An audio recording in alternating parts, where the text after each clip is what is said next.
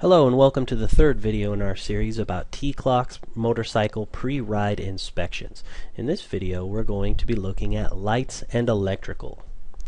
First thing up on lights and electrical is the headlamp.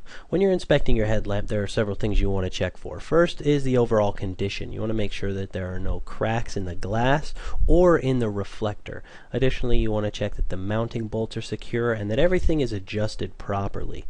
The next thing that you want to inspect when viewing your headlamp is you want to check its aim. In order to do this, you're probably going to need to point your headlamp at a wall or your garage door, something like that, and make sure that the aim is proper, both height and left and right.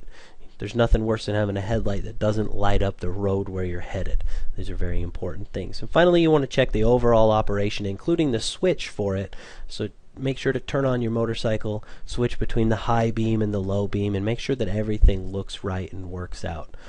Finally, well, that's it for the headlamp. The next item up is the tail lamp and the brake light. Just like the headlight, you want to start with the condition check, make sure there are no cracks, make sure it's mounted properly and that it's not loose or anything like that, and you want to verify its operation. So go ahead and turn your motorcycle on once again and make sure that the light illuminates properly, and you may require some help to make sure that this works. You want to give that brake a squeeze, both your front and rear brake separately, and make sure that both of them cause the brake light to illuminate. Next item up is the turn signals. Now there are two on the front and two on the rear typically. You want to make sure that these light up when you have your motorcycle on and that they're in the normal operation, and you want to make sure that they are flashing correctly for both left turn signal, right turn signal, and hazard lights if your bike is so equipped. These are all important things for you to check. The next item that you want to inspect is your mirrors. Now typically motorcycles will have two mirrors, but sometimes there will only be one. Some states require only one.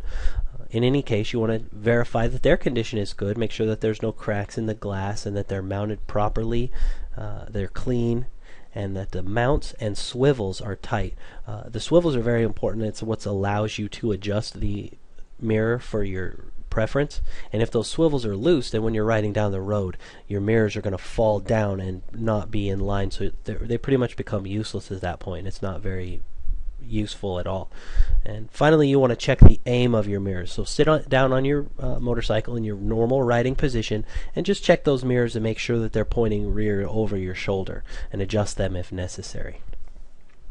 Now the final thing about lights and electrical that you want to inspect is all the various switches that your motorcycle might have. You can see here on the left handlebar of my bike there's a switch at the top for passing, and then the high beam and low beam switch, followed by the turn signal controls. And there's a horn beneath that. Over on the right hand side we've got the motorcycle kill switch, you've got the hazard light switch, and the starter button.